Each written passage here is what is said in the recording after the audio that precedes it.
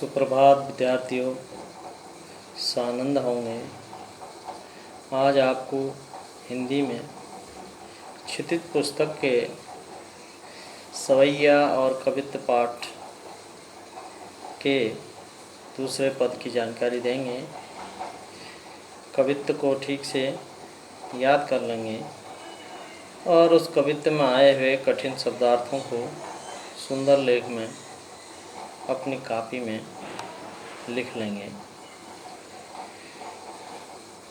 पुस्तक में देखेंगे ध्यान से और इसका भाव, संदर्भ, प्रसंग सब ठीक से समझ लेंगे। डार द्रुम पलना बिछोना नव पल्लव के।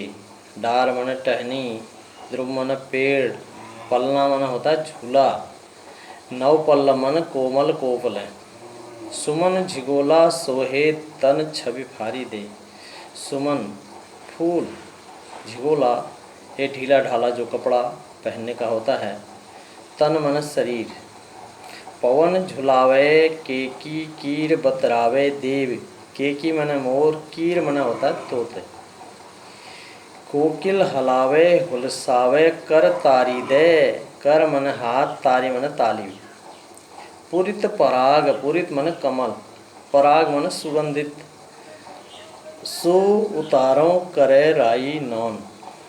कंजकली, कंजकली सुंदर नायिका, कली रूपी नायिका। लतान सिर सारी दे। मदन, मदन राजा कामदेव, कामदेव का ही नाम मदन है। महीप मन राजा। जू को बालक बसंत ताही, प्रातः जगावत गुलाब चटकारी दे। चटकारी चुटकी बजाना। अब इसका प्रसंग, इसका संदर्भ, भावार्थ और काव्य सौंदर्य जानेंगे। सबसे पहले संदर्भ आता है। प्रस्तुत पद हमारी पाठ्य पुस्तक क्षितिज भाग 2 के सवैया और कवित्त नामक पाठ से लिया गया है। इसके रचयिता कविदेव हैं। फिर आएगा प्रसंग या मुख्य भाव।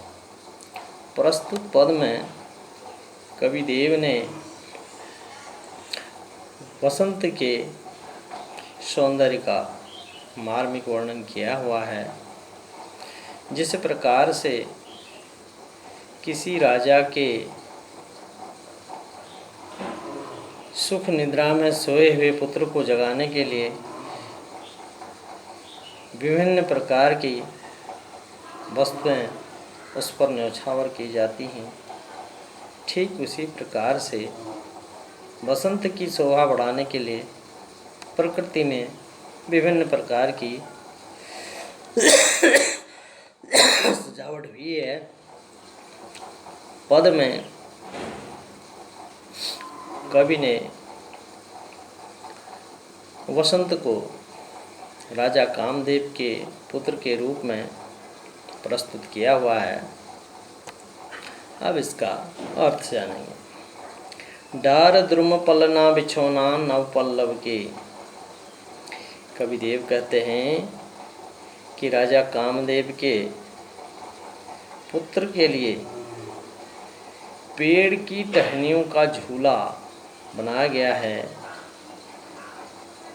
और उसमें नई कोपलें जो है उनका बिछोना बनाया गया।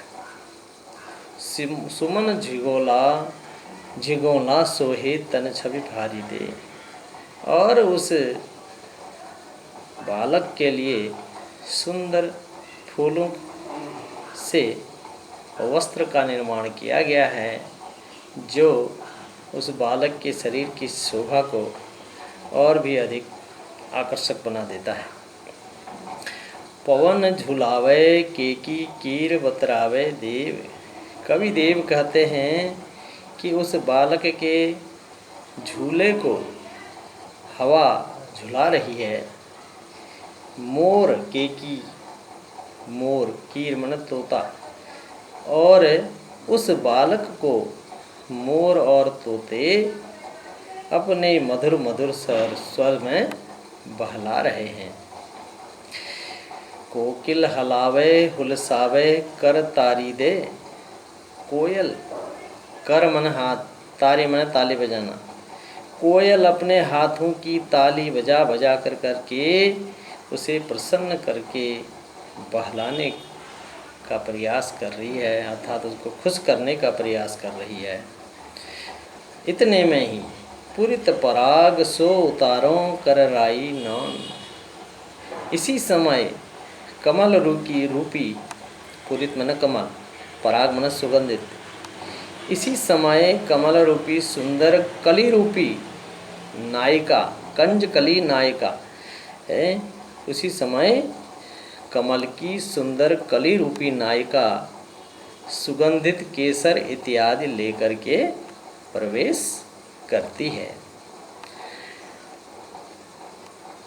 ठीक उसी प्रकार से जैसे माता अपने बच्चे को किसी की नज़र ना लग जाए उस पर राई, नमक इत्यादि उसके सिर पर निछावर करती है, ठीक उसी प्रकार से उस बालक को जगाने के लिए उस पर कमल रूपी, कमल की सुंदर कली रूपी नायिका सुगंध केसर इत्यादि लेकर पहुंची है। और मदन महीप जो को बालक बसंतता ही, राजा कामदेव का जो बसंत रूपी बालक है, प्रात जगावहि गुलाब चटकारी दे, प्रातः काल उसको जगाने के लिए, उठाने के लिए उस पर गुलाब छिड़का जा रहा है और उस पर चुटकी बजा बजा कर करके उसे उठाने की कोशिश की जा रही है। तो इस प्रकार से कवि ने बड़ा मार्मिक वर्णन किया हुआ है यहाँ पर। अब इसका काव्य सौंदर्य, प्रस्तुत पद गेय और लयबद्ध है। दूसरा आ गया पद में, अर्थात पद कवित्व छंद में है, ये कवित्व छंद है। पद में बसंत को राजा कामदेव के पुत्र के रूप में प्रस्तुत किया गया है और सुंदर सुंदर शोभा बढ़ाई है, तो इसलिए पद में श्रृंगार रस है। प्रस्तुत पद में श्रृंगार रस है। पद में ब्रज भाषा का प्रयोग किया गया है। कवि के अनुसार